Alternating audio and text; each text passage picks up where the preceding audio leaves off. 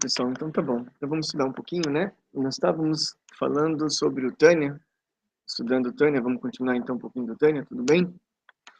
Eu sei que tem muitas coisas que vocês querem aprender no seminário, me pediram para a gente ensinar algumas leis também, mas também não dá para a gente pular de uma coisa para outra o tempo inteiro. Então vamos continuar um pouquinho estudando o Tânia e mais para frente a gente pode estudar algumas leis, ok? E o Valmir quer estudar um pouquinho de Torá, né? De Megadot. Não, Rabino, eu posso fazer mais uma Vamos, quer fazer depois? depois? Porque o pessoal aqui tem muita gente esperando, ó. Não, é rapidinho, porque eu só posso esquecer. Ok. Então, Voltando a algumas aulas passadas, o Rabino estava dando uma aula isso, a alma. isso. Rapidinho. Então, eu estava estudando no Kabbalah para as Nações, o judeu tem duas almas, a divina e a Animal. racional, que é animal. O gentil justo tem a alma animal e a divina paira sobre ele. Isso. O Rabino, e o justo, ele só tem a alma animal. E se ele morre? Peraí, o justo só tem uma divina. Não, o injusto O justo. só tem a alma. E aí? Porque a alma divina é a alma divina é eterna. E ele que não tem a alma. E se ele morre? Boa pergunta. Fica destruído, né? Porque ele só tem eu falei, caramba, e agora? Todos têm essa centelha divina, ok? A pergunta é quanto isso está revelado na consciência da pessoa, entendeu? Nos perversos, essa centelha divina está totalmente oculta. Mas ele tem, só que está muito oculta. Ah, quer dizer, como diz o Kabbalah, está bem distante. Bem distante, exatamente. Então, quer dizer que se ele morreu, não tem aquela história de dizer acabou, não. Ele tem. Todo mundo tem uma centelha divina. Toda coisa que existe no mundo tem. Todo objeto, existe alguma coisa no mundo que exista se não tem uma centelha divina. E essa centelha divina é a alma que dá vida àquela criatura. A pergunta é quanto essa alma está na consciência da pessoa, quanto ela está revelada e quanto ela está oculta. Essa é a diferença. Mas que existe em todas as criaturas uma centelha divina, existe. Então, se ele morreu, não acabou. Tem a centelha divina. Mas vamos lá, pessoal, vamos lá. Vamos começar a aula. Assim, nós estamos falando no Tânia, e hoje, no final do capítulo 1, ele entra no assunto da árvore do bem e do mal. Deus criou o homem, Deus criou Adão, e falou, olha, Adão, o negócio é o seguinte, você está vendo aqui o paraíso? Você pode comer o que você quiser. Tem aqui árvore, olha que bonito, mamão, jabuticaba, você tem aqui goiaba, você tem aqui maçã, você tem aqui pera, você tem aqui jaca. Pode comer. Tem uma árvore aqui do bem e do mal, você me faz um favor, você não come dela. Okay? Que fruto que era, vocês sabem? Que fruto que era da árvore do bem e do mal? Árvore da sabedoria, árvore do bem e do mal e árvore da sabedoria, né? Isso. Mas a pergunta é, ele não podia comer do fruto. Que fruto que era? Não era maçã que todo mundo acha. Era ou uma uva, ou um figo, ou era trigo, ou era um etrog, uma cidra. Então, mas não se sabe exatamente. A Torá não revela, ela só dá essas 4 opiniões, para que também a pessoa não fale, dessa fruta eu não como. Entendeu? Não era apenas um teste de Deus para ver se o homem ia obedecer? Era um teste. Deus deu um teste para ele. E ele não conseguiu passar do teste. Ele pegou e comeu do fruto. Pode comer uva, não tem problema. Agora é o seguinte. Essa árvore é chamada do bem e do mal. Por que era do bem e do mal? Pelo seguinte. Antes do Adão comer dessa fruta, existia o bem, existia o mal na terra. Só que eram totalmente separados. Ou era algo puro e sagrado até o fim, ou era algo impuro e do mal até o fim. Por exemplo, Adão e Eva. Adão e Eva, eles eram criaturas sagradas e boas até o final. Tanto que é que eles andavam nus no paraíso. Eles não tinham malícia. Eles eram totalmente puros, não precisavam de vestimentas. Eram pessoas sagradas, puras, ligadas somente com o bem. E Deus falou para eles, frutificai-vos e multiplicai-vos, logo que eles foram criados. Eles estavam fazendo isso na praça pública, como o animal faz. Porque eles não tinham malícia, não tinham mal dentro deles. Eles eram sagrados e bons até o final. De outro lado, você tinha a serpente. A serpente era aquela energia maléfica, até o final, ela não tinha coisa boa dentro dela. Então, existia o bem e o mal no início da criação, só que eram totalmente separados. Quando o Adão e a Eva comeram da árvore do bem e do mal, aconteceu uma coisa interessante. A Kabbalah explica que o bem e o mal se misturaram. E hoje, a grande maioria das coisas que você tem no mundo, elas têm coisas boas dentro delas e coisas ruins dentro delas. É difícil você achar algo totalmente puro e sagrado, e é difícil você achar algo totalmente impuro e mau. A maioria das coisas tem coisas boas e coisas ruins dentro dela. Vamos pegar um exemplo assim, físico nosso. Você come um bolo de chocolate, aquilo é bom ou aquilo é ruim? É ótimo? Depende. Ok, ele é bom, é gostoso. Talvez te alimenta, te dá força para você depois estudar a Torá, rezar. Mas ao mesmo tempo, pergunta para o nutricionista se é bom. Ele fala, não, tem triglicéridos, colesterol, tem não sei o quê. Tem muita coisa lá ruim. Então, tem coisas boas e coisas ruins. Tem coisas boas e coisas ruins, tudo que você tem.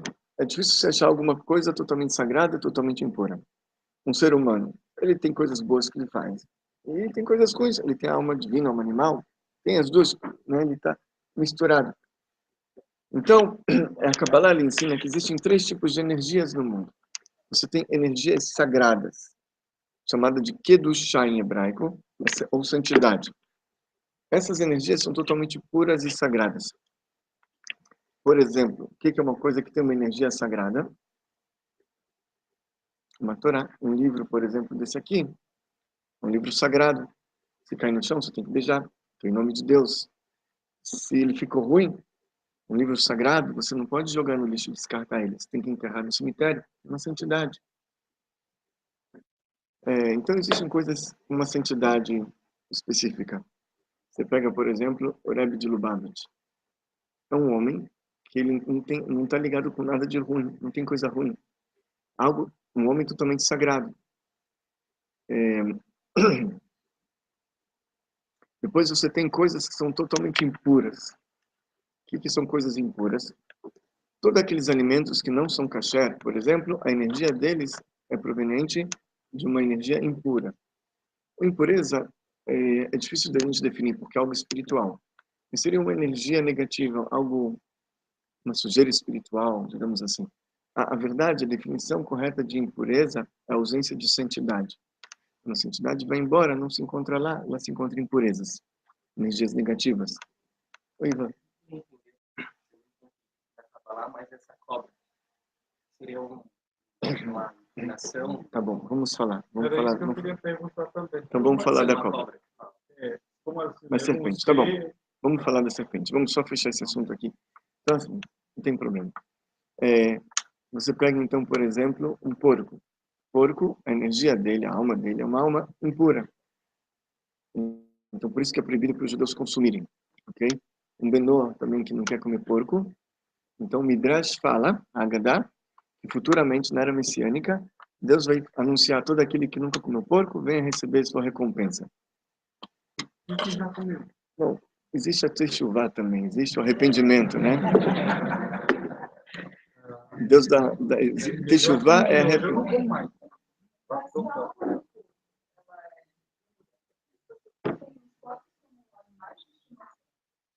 Bom. Bom, olha, contanto que ele não coma o porco de estimação dele, tudo bem. É mesmo? Que é como bichinho de estimação. Não para comer. Ok, o cachorro também, ele não é um animal kasher, ele tem uma alma impura. Também é proibido ao consumo. Veja, não é proibido.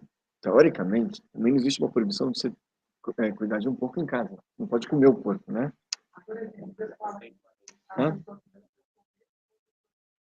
Está escrito no Midrash que nunca comeu. No Midrash está escrito lá que nunca comeu. Agora, bom, eu não sei te dizer. Existe também a teshuvá, o arrependimento, né? Quando a pessoa existem, dentro do judaísmo, casos que o pecado vira mérito. Por exemplo, quando a pessoa se arrepende profundamente do erro que ele fez, e esse erro empurra ele para voltar para Deus, então esse erro vira um mérito. Mas aí é quando é uma coisa muito forte mesmo, certo? Não pelo medo do castigo, da retribuição ou do recompensa. Dói tanto para ele que ele fez algo que desagradou a Deus, que aquele algo que desagradou a Deus empurra ele para se aproximar de Deus, então aquele porco vira mérito, vamos falar assim. Mas são casos raros, não é o que acontece normalmente. Eu falando que o corpo pode nem criar. Não pode talvez criar na terra de Israel, mas não pode criar talvez na terra de Israel. Mas em casa... Meu pai mora na Bahia, né? E o lugar onde eles moram, eles investem muito no corpo. Ok. Aí vem isso daí e tal, existir algo lá que não, o que existe é o seguinte, pessoal, isso é uma lei judaica. Um judeu, ele não pode comercializar um alimento que é proibido pela Torá. Então, por exemplo, um judeu comercializar porco. Isso existe sim, não pode vender. Mas isso é uma lei dos judeus. Se um menor quiser, ele pode. Se ele também preferir se abster disso,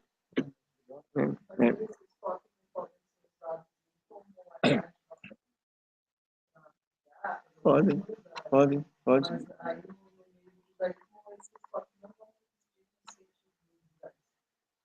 Ele não pode, um judeu não pode comercializar um porco para alimentação, para comer.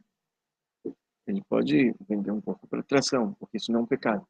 Mas ele não pode vender uma carne de porco.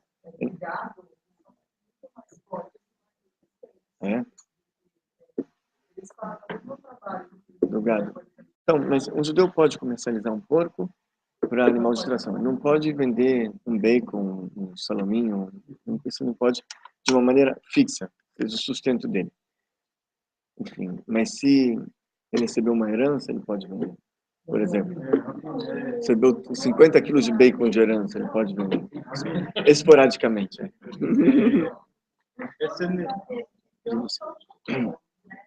Eu não sabia. Mesmo? Tem certeza? Ok. Bom, eu estou falando da lei, não sei o que o pessoal faz. Você mesmo que os animais possuem, elas podem fazer ele falar? Não. E até Mas não porque a consegue... serpente falou, né? Peraí, vamos falar isso. Vamos chegar lá. Peraí, pessoal, vamos devagar. Vamos voltar aqui, ok? Então, assim, não existem energias impuras e negativas. Tudo aquilo que é proibido ao consumo. Então, como a gente falou, porco, um cachorro, um gato, a energia dele é uma energia impura. Ok que é um animal bonzinho, de estimação, carinhoso, tudo bem, mas a energia dele é impura, você não pode consumir o cachorro. Ok? Carne e leite, também, mesma coisa. A carne pode ser uma carne kasher, um leite kasher, a energia deles não era impura, no momento que misturou, deu lá deu alguma coisa espiritual que aquilo vira impuro. Então, existem, não só isso, você pega, sei lá, idolatria, algo impuro, toda energia que tem lá é algo impuro. O pensamento profano, também ele tem origem nas energias impuras. No momento que a pessoa está pensando em coisa ruim, ele está se ligando com energias negativas. E existe, então, a terceira classe, que é uma classe intermediária, chamada Kelipat Noga. O Kelipá é a casca de Noga. Existem 3 cascas impuras, existe a santidade, existe a Kelipat Noga, a casca de Noga, que é uma energia que tem coisas boas e coisas ruins dentro dela. Porque tem uma centelha divina lá dentro daquele local, que ela está de uma maneira amarrada, e você tem aqui nesse momento a missão de elevar aquilo ou rebaixar aquilo. Aquela centelha que está dentro daquele patnoga, você pode elevar aquilo para a santidade ou rebaixar aquilo para as impurezas. Então, assim, vamos falar que você tem um frango no seu prato. Sentou para almoçar, tem um salmão. Um salmão, que energia que é? Impura ou sagrada? E patnoga, sagrado? Você tem que beijar o salmão? Se ficar ruim, você tem que enterrar no cemitério? Não, então não é sagrado. É impuro? Também não, você pode comer. Então, aquele patnoga é uma energia intermediária. Tem uma centelha divina, que ela está amarrada no...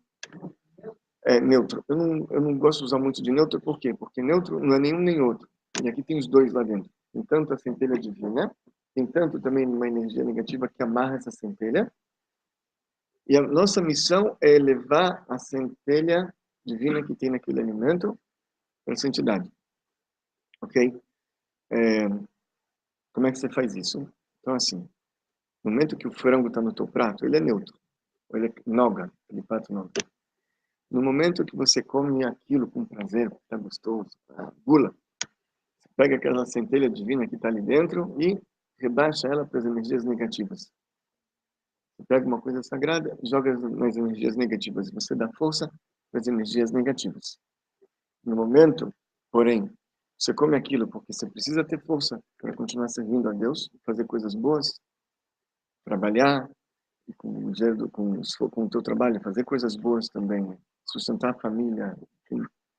Você come não porque é gostoso, mas porque você precisa daquela energia. Aí sim você está refinando aquela centelha e levando ela para a santidade novamente.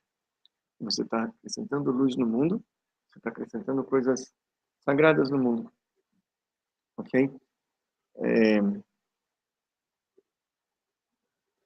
Tem na Guimarães uma história de um rabino, eu não me lembro o nome dele, se era o Rabzeira, que quando vinha uma pergunta difícil e não sabia responder, ele falava, volta depois do almoço. Ia para casa, aí comia uma carne suculenta, um vinho, vinho antigo, aí ele voltava e respondia. O que acontecia lá? Ele estava naquele momento refinando umas centelhas. E quando ele refinava essas centelhas, ele recebia também uma santidade especial.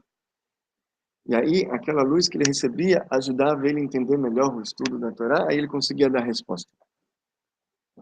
Está escrito também no Talmud que um ignorante não deve comer carne, só no Shabat.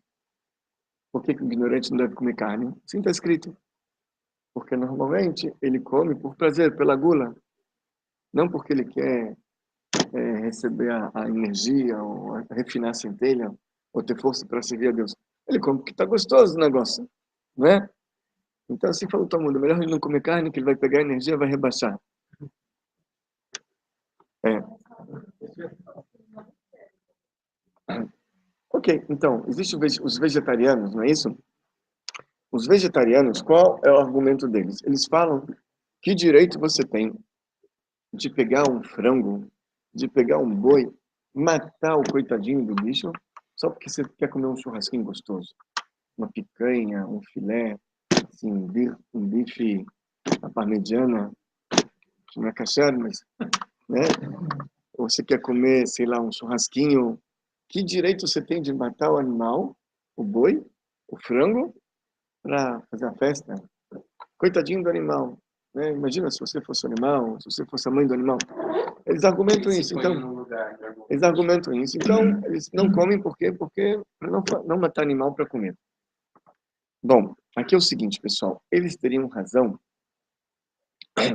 se você come pela gula. Realmente, que direito você tem de tirar a vida de um frango se você está comendo ele porque está gostoso? Coitadinho. Ele tem razão. Agora, no momento que você come esse frango, porque você quer a energia do frango, a centelha do frango, para poder servir a Deus, então aí o que acontece? O frango ele se torna parte de você, do seu sangue, do seu músculo, da sua gordura, da sua força, energia. O frango também está virando seu estudo de Torá, ele está virando reza, ele está virando santidade. E aí ele está atingindo o objetivo pelo qual ele foi criado. Assim fala a Kabbalah. Então, quando Deus permitiu a Noé comer carne, foi com essa intenção, de que ele pudesse elevar as energias, as centelhas de todos os animais e de todos os bichos, através da maneira correta, ok?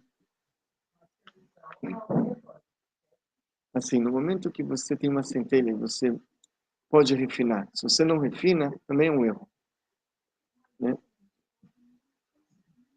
Ok, então, ok, tudo bem. Esse é outro assunto.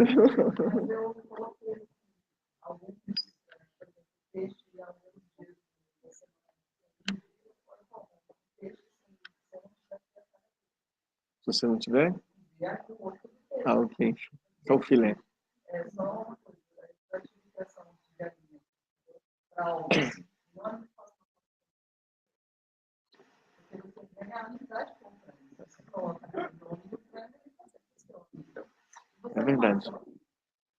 Então, assim, o Adão também, por isso que não podia comer os animais. Ele era amigo dos animais ali. Então, imagina ele falar sei lá, vaquinha, como vai, vaca Teresa, vem cá, tudo bem? Vamos tomar um café hoje? Vamos fazer um churrasquinho? Então, também não dava. Mas, depois de 10 gerações, Deus permitiu ao Noé, com essa intenção de refinar, ok? Então, se você pode refinar, está escrito assim aqui, Atida de entendido resbonam kol masra belanov velo achal. Escrito que futuramente o homem terá que prestar conta sobre tudo aquilo que ele viu no mundo e não comeu. Fala, ô louco, imagina, tudo que ele vê tem que comer, não vai ter que prestar conta. Ô louco. Então, se explica assim, está escrito Atid Adam. Existem quatro maneiras de você se referir a um ser humano. Adam, Gever, Enosh, Adam, Ish, Gever, Enosh. São 4 palavras para se referir a uma pessoa. O mais elevado de todos é o Adão. Adão. Porque Adão é o homem perfeito. Como o primeiro homem que foi criado, ele era o homem perfeito, foi criado por Deus, ele era o Adão. Então, o título Adão se refere a um homem perfeito, um homem completo, tanto na parte emocional quanto na parte intelectual. É um tzadik, é um justo. Um justo, não, ele refina a centelha. Ele não tem coisa ruim dentro dele. Todas as intenções desses tzadikim, são sagradas. Então, se ele viu alguma coisa no mundo, teve a oportunidade de refinar e elevar, e não o fez, ele vai ter que, no futuro, prestar contas. Então, aquele bolo de chocolate que te entregaram, você não comeu? Então, por quê? Israel, mas eu também. Então, tem que rezar antes de fazer a bênção, rezar. Mas ao mesmo também não comer pela gula.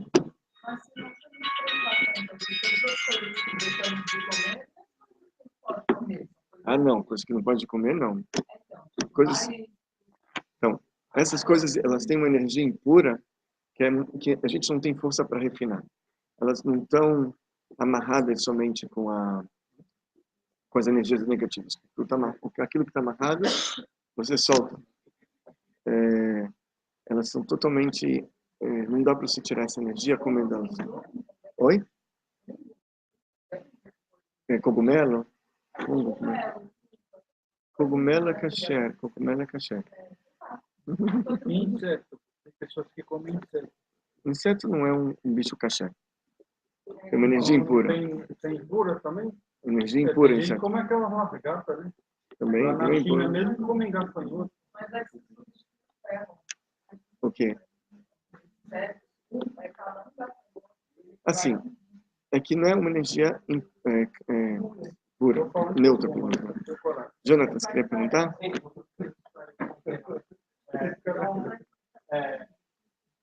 A questão não é o que eu fiz, mas o porquê eu fiz. Então, tinha uma energia que não era tão com tanta sinceridade, mas eu utilizei isso para enobrecer a minha ação, seja para estudar, oral, para fazer uma boa ação, né? Fazer uma coisa interessante. Então, eu transformo essa centelha que não tinha tanta vida. Você redime aquela centelha que estava antes oculta dentro das energias negativas da Klipat Noga, você redime ela para a santidade. Sim. E aí... O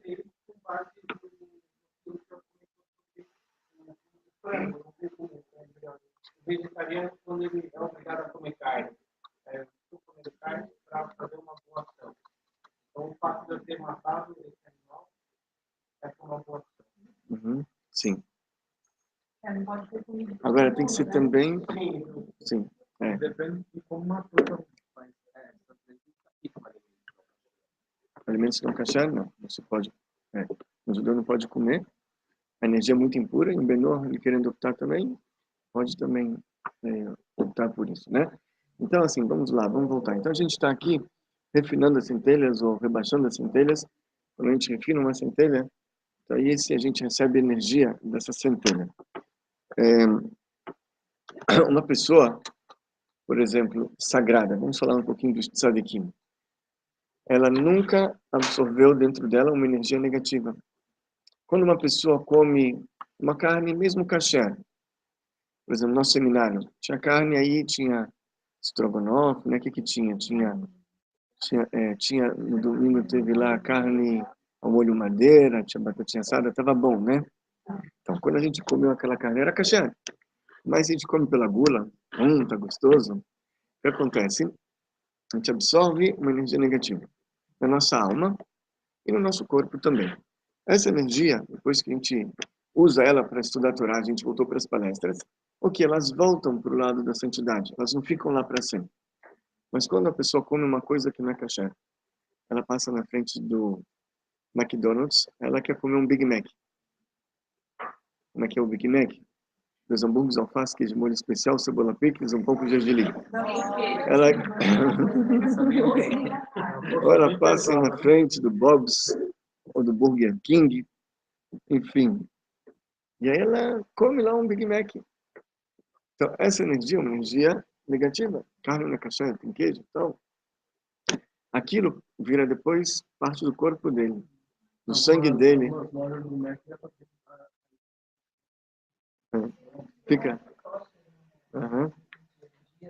Ok.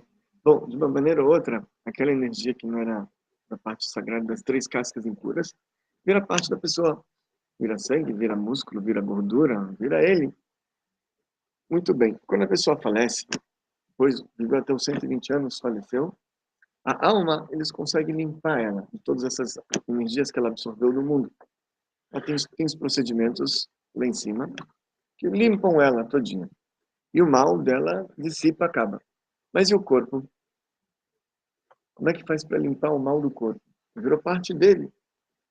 Então é por isso que depois que o Adão e Eva comeram do fruto proibido e o bem e o mal se misturaram em tudo, foi criado também a morte. Adão e Eva, eles eram seres eternos. Está escrito, no dia que comeres do fruto, morrerás. Você vai se tornar um ser mortal. Porque até então, como eles eram seres totalmente puros e sagrados, o Adão e Eva, eles podiam viver para sempre. No momento que eles se tornaram seres que absorvem também impurezas, se eles fossem eternos, o mal também seria eterno. E Deus não quer isso.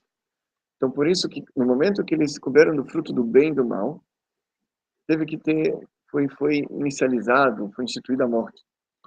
Quando a pessoa falece, a alma, eles limpam ela.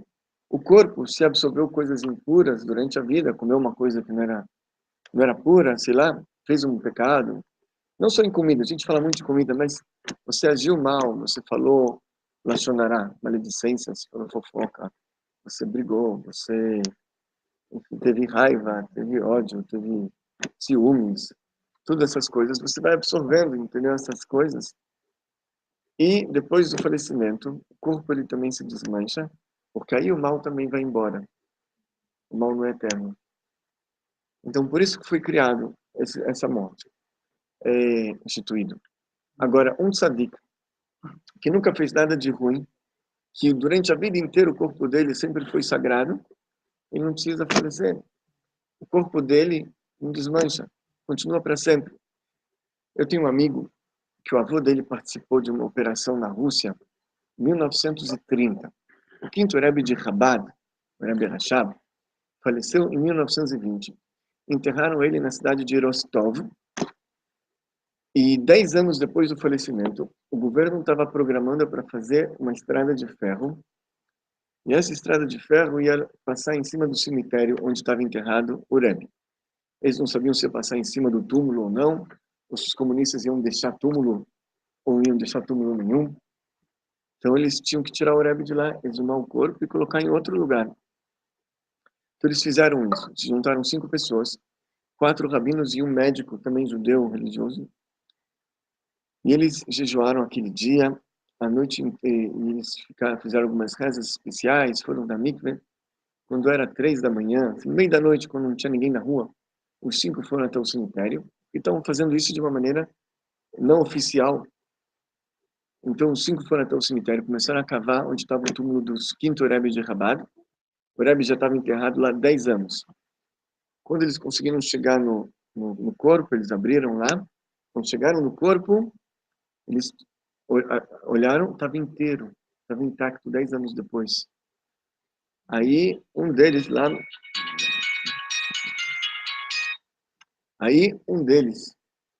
que era o médico, ele se agachou para tocar, ele tocou, ele tomou um susto, ele foi para trás. Perguntaram para ele, é que é de Israel, só um instantinho. Alô? Alô? Shalom, Nizé, quem é? שלום לידר. לידר, אני באמצע איזה שיעור, אני יכול להרים לך טלפון עוד כמה דקות? תודה. Então, ele tocou no corpo, ele foi para trás, se assustou, ele falou, tá quente? Isso aí não foi enterrado, não dá 3 minutos, não pode ser? Não morreu, não faz 2 minutos. Tá quente o corpo. Aí o avô do meu amigo, do Rav Yaakov Lando, foi rabino-chefe depois de Bnei Brak, na cidade de Israel, ele falou, olha, vamos tirar daqui, depois eu te explico. Depois eu te explico o que é isso. Então estava lá 10 anos depois. 10 anos depois estava inteiro. Ok? Então, assim funciona os tzadikim. Eles não falecem. Eles falecem, mas o corpo está lá. Então está escrito então que os tzadikim, os justos, mesmo depois do falecimento, eles são vivos. Eles continuam vivos.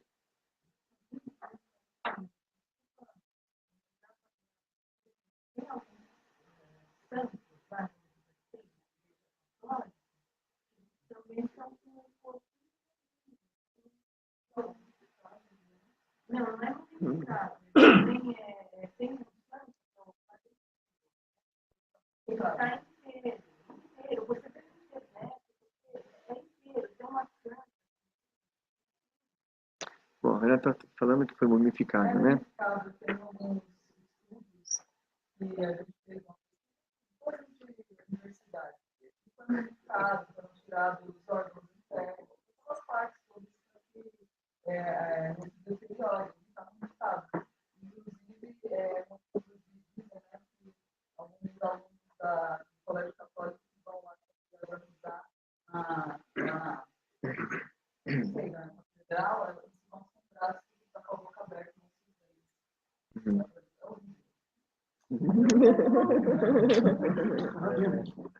Mas eu só que fechei. Então vamos lá. Quer dizer que tem a carne do corpo tem a energia totalmente negativa. Eu comi, que a gente está dizendo, aquilo lá, e eu passou a ser uma coisa só. Não é isso? Então o cara morre. Então ele não vai ressuscitar. Vai ressuscitar. Se Deus tira a pessoa do nada, ele não pode tirar. Mas porque eu entendi o Rabino dizer aí que a alma lá em cima tem como e o corpo. Não. Os judeus e filhos de Noé têm parte no mundo vindouro, isso não é problema. O corpo está escrito, eu falei aqui no seminário, que tem um osso indestrutível, assim fala o Midrash. Esse osso é chamado de luz, ele fica aqui na nuca e nada consegue destruir ele. Ele fica lá para sempre e desse osso, hoje a gente sabe, através do DNA, é possível recompor o corpo inteiro. Então, quando chegou o momento, Deus vai recompor.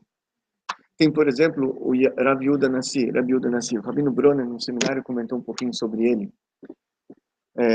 Esse Rav Yehuda Nassi, antes de falecer, ele era um homem extremamente rico, mas muito rico.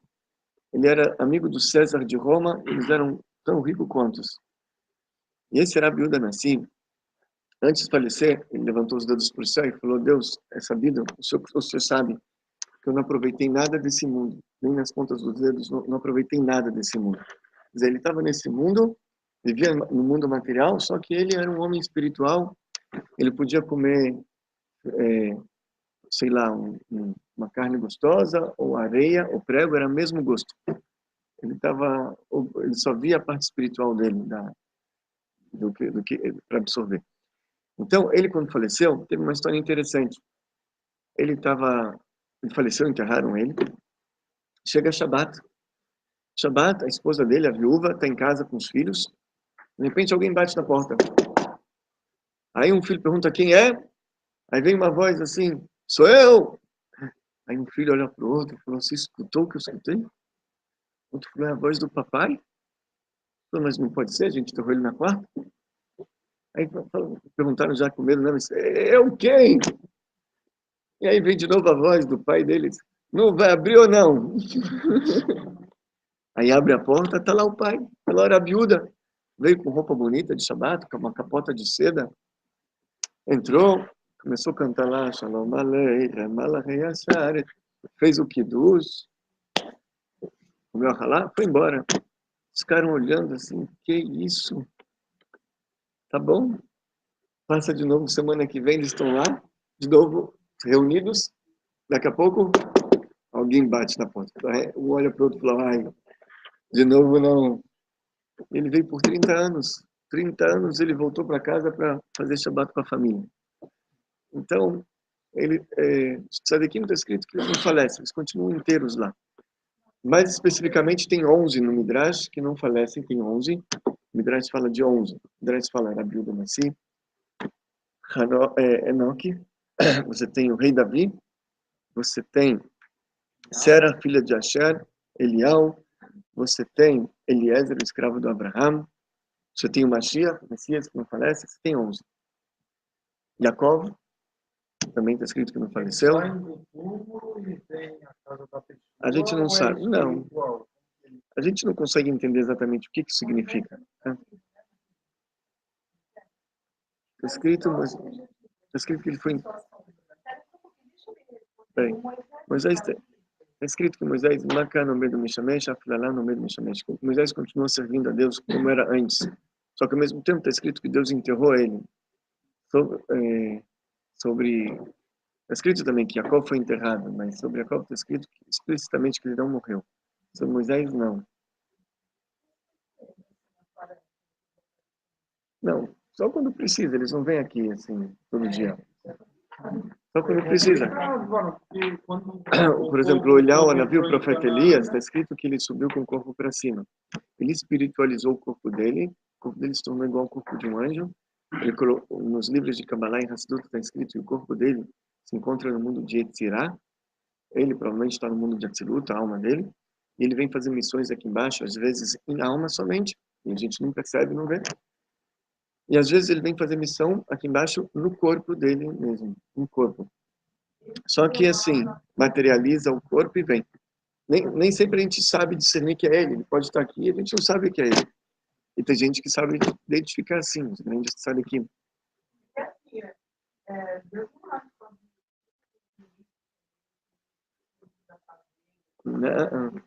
Não, Deus ele faz tudo, ele controla tudo, absolutamente, não precisa de ninguém. Não, de jeito nenhum. Deus ele controla tudo direto. Não existe intermediário. Deus nos livre, isso pode ser idolatria. Ele faz tudo sozinho. Existem canais que ele criou para se comunicar conosco, mas o ministro da fazenda, essas coisas, é alguém que tem poder, discernimento, livre-arbítrio. Aqui não.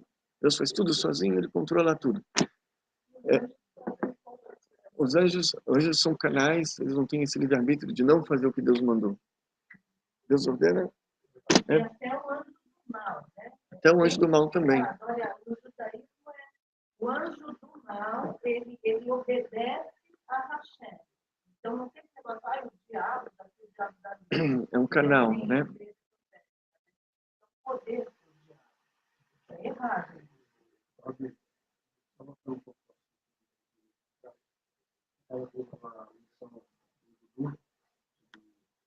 Ok?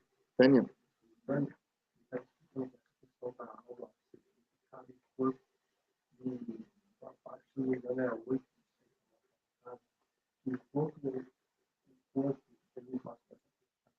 A alma é o lugar do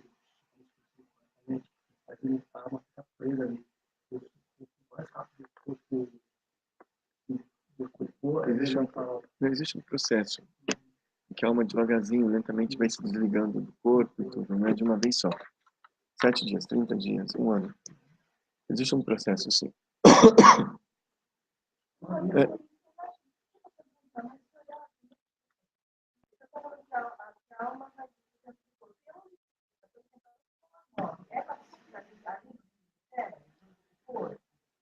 Assim, nos primeiros momentos existe ainda uma conexão, vamos falar assim, da alma com o corpo, mas aos poucos ela vai se elevando, vai para uma outra dimensão, né? Vai para uma outra realidade. Mas sempre fica um canal ali. Tanto é que a gente visita os túmulos no judaísmo, a gente vai e pede para as pessoas serem, se estiverem assim, no túmulo, para iluminar a alma dele, enfim. E a gente pede para que eles sejam bons advogados lá em cima.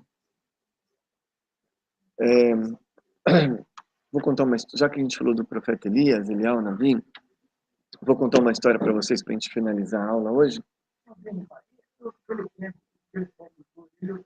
Da serpente, ok. Então, a serpente, dentro dela estava o mal totalmente. Ele, No sentido literal, era uma serpente mesmo. uma serpente mesmo. E Adão se comunicava com os animais, falava com os animais naquela... Mas ali não foi o camarada, não, que se manifestou nela ou não? Estava Ela lá... se viu de encosto. Pode ser, ok, tá bom, ok. Não, mas é no português, claro. O que aconteceu é o seguinte, a gente pergunta como é que o Adão foi comer daquela fruta. Imagina essa situação, Deus vira para Adão e falou, olha, Adão, você pode comer o que você quiser aqui, tem tanta fruta boa e gostosa, só aquela ali, por favor, não come, tá bom? Adão falou, ok, tudo bem, não vou comer.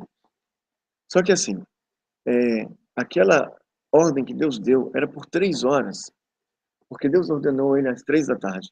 E às 6 da tarde ia entrar o Shabat, ia estar liberado. Então, o Adão ele não conseguiu aguentar 3 horas.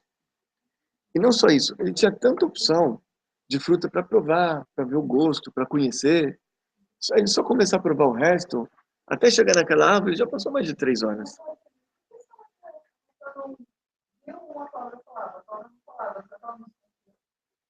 Não, eles falavam com os animais. Não, mas assim, falar com ela assim.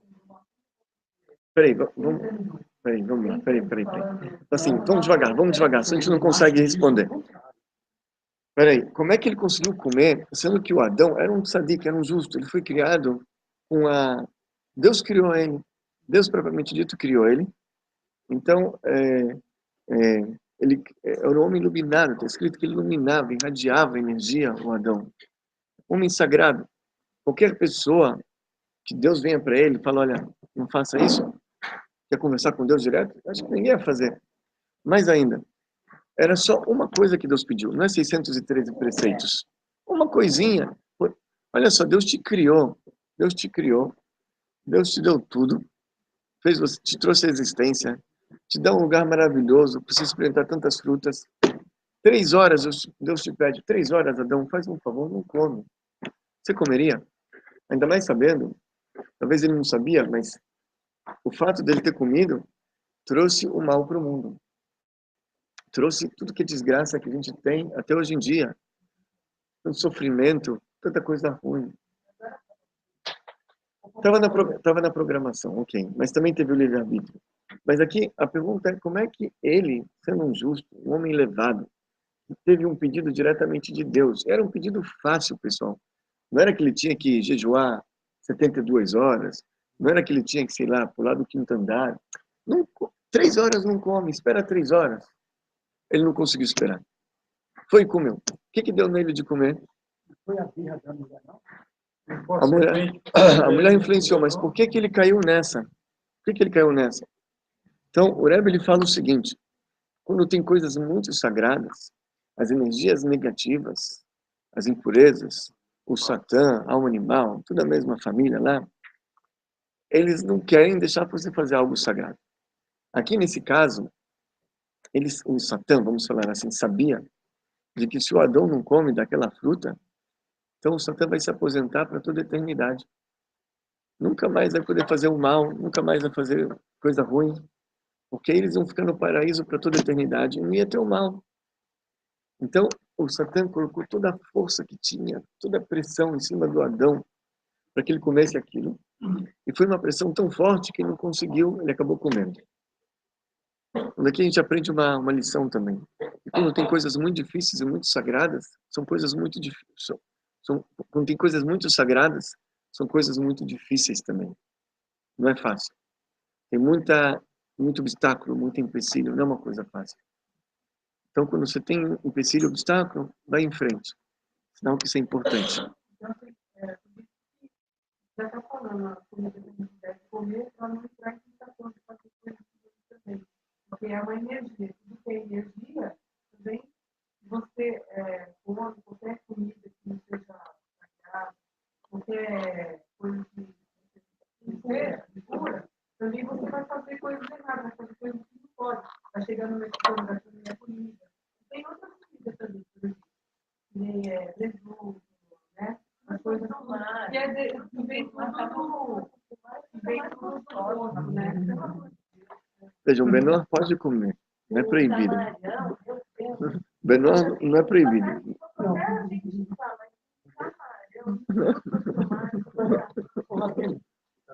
Voltando ao assunto da serpente, mas o Rumache diz que a serpente, pernas, andava e falava. Isso aí. Depois que ela pegou, Oi? ela falava. Ela era para ser o mordomo hoje da turma aí, não é? De acordo com o Midrash. Cada um deveria vigiar. Aí, como ela fez o homem pecar, ela foi para o peito do julgamento e lá cortaram as pernas dela, pegaram a língua dela, ó. Ela ainda queria ser igual aos peixes, não foi isso? Você vê qual que foi o castigo dela. Está escrito: você vai rastejar sobre o seu ventre e vai comer terra todos os dias da sua vida. Então, se esse foi o castigo que ela vai rastejar, sinal que antes ela não rastejava. Ela andava. Vai comer terra o restante dos dias da sua vida. Alguém até perguntou, Rabbi Simcha Bunim Mipshischa, ele fala o seguinte: ele fala, que maldição é essa comer terra? É uma bênção. Eu, quando vou viajar, eu tenho que levar a minha marmita, comida kasher, porque não tem aqui kasher, lá não tem. Eu estou limitado. E às vezes pessoas passam fome, não tem comida, Deus nos livre também. A serpente, onde ela vai, tem comida, como o pó da terra. É uma bênção. Então, que maldição é essa? Ele falou, a maldição é que como ela tem tudo, abundância, ela nunca vai olhar para cima. Então, isso, no fundo, acaba sendo uma maldição. Porque é uma bênção, você, quando falta, você tem medo que vai faltar, você olha sempre para cima. Se a serpente não olha para cima, acaba sendo uma maldição. E a mulher, sempre, o tempo inteiro, olhar para Deus. e a mulher passou da luz com dor de parto. Então, até ali ela não sentia nada. Não. Ela nem tinha dado gosto, né? Não. A Caim e Abel. Não, Caim e Abel foi depois. Não, foi logo. Ela não precisava de 9 meses. Não precisava de 9 meses. Mas diz que não é. 9 meses vem depois da maldição. Mudando um pouco, uma pergunta um pouquinho fora desse assunto, porque eu perguntei antes do irmão Maurício falecer, eu perguntei para ele, irmão, por que vocês usam kippah? Aí ele falou para mim, para saber que existe um céu acima da minha cabeça. Só que aí eu não entendi, eu queria que... Para se lembrar o tempo inteiro que tem algo acima de você, que é Deus. E atrai mais a presença dele. Agora, tá vendo? Sobre o kippah, Kabbalah para nações espíritas. E tem que usar um kippah de preferência que esteja escrito Beleza, para ninguém confundir. É isso aí. Oi, Magali. Ok. Você não pode ficar dizendo maçã, cobra, não é que ele continua sendo porque tudo é de Deus, né? Sim, Tinha a história do Rabbi Hanina, que tinha uma cobra que picava e matava. Aí ele botou a mão dentro da toca da cobra, a cobra picou ele e a cobra morreu. Pessoal, vamos ficar por aqui hoje. Voltamos, se Deus quiser, semana que vem.